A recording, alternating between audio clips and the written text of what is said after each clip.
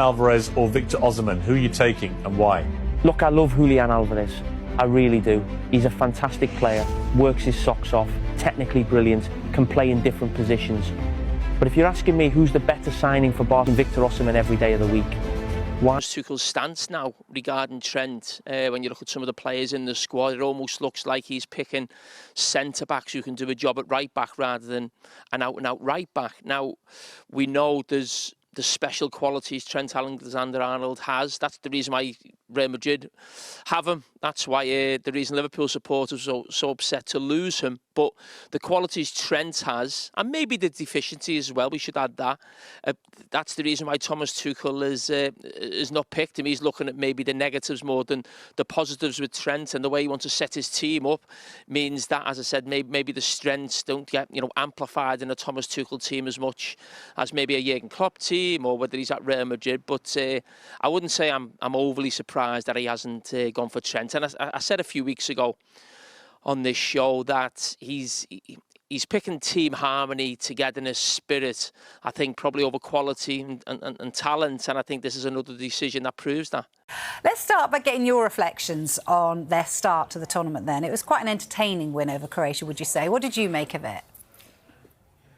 Well, I think it was an awkward first half, I would say. But I thought the second half was fantastic. Over that first 20, 30 minutes of the second half, it was like watching a great Premier League game, really, or one of the best teams in our league, just taking the opposition to the sword, really, and, putting the game to bed.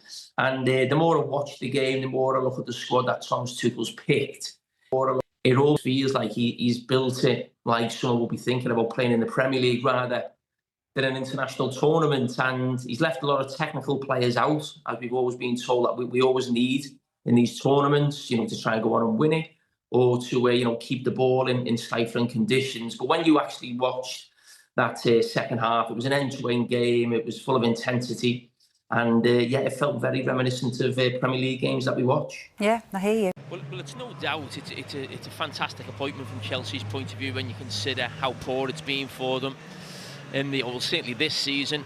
And you think there's probably the chance that there's definitely no Champions League football, maybe an outside chance for European football. Who knows? See how tonight goes. But they're actually 10th in the Premier League right now.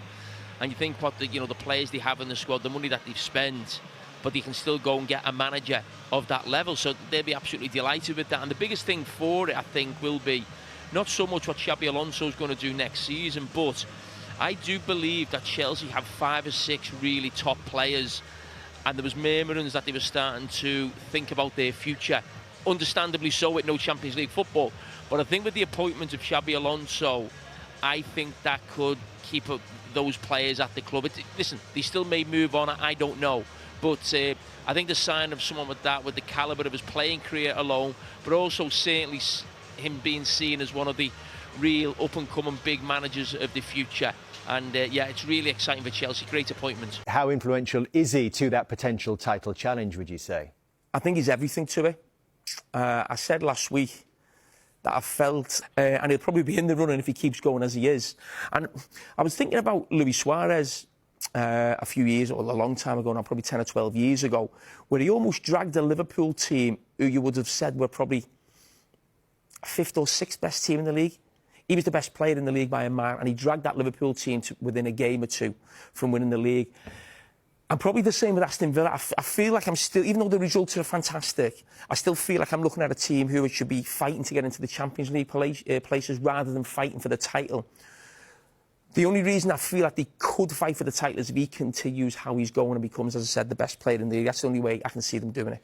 I think there's something about Michael Carragher. I wouldn't say I feel sorry for him. He's had a brilliant career, but I think he's one of those players who, a lot of us, we forget how good he was at that age of 18 to 21, 22, where it was off the scale. You talk about mentality, about what Rooney was like. I used to room with Michael, and Michael had this mentality that he was the best in the world at 18. He believed that. He was kidding himself. No one's better than me. You couldn't even discuss something about another player. So you say you were watching, the highlights of a game, and you had a game the next day, and a few goals were going in, and you said, he looks a good player, He could never, I never heard him once say another striker was a good player. It was almost he had this sort of thing, no one's better than me, I'm the best. And that mentality he had, and what he did in the World Cup at 18, is the last Ballon d'Or winner, I think, English player, or maybe in the Premier League. I don't know for Ronaldo when he was in the Premier League, but what he was doing and the pace he was showing, he was the Premier League top goal scorer the first 2 seasons he played in the Premier League at 18 and 19. What he did for England, and I just think it was wow watching him. And I some of the goals he scored were just off the scene. I played in that game in St Etienne when he obviously came on the scene and absolutely just destroyed Argentina. It was an unbelievable sight in those first couple of years.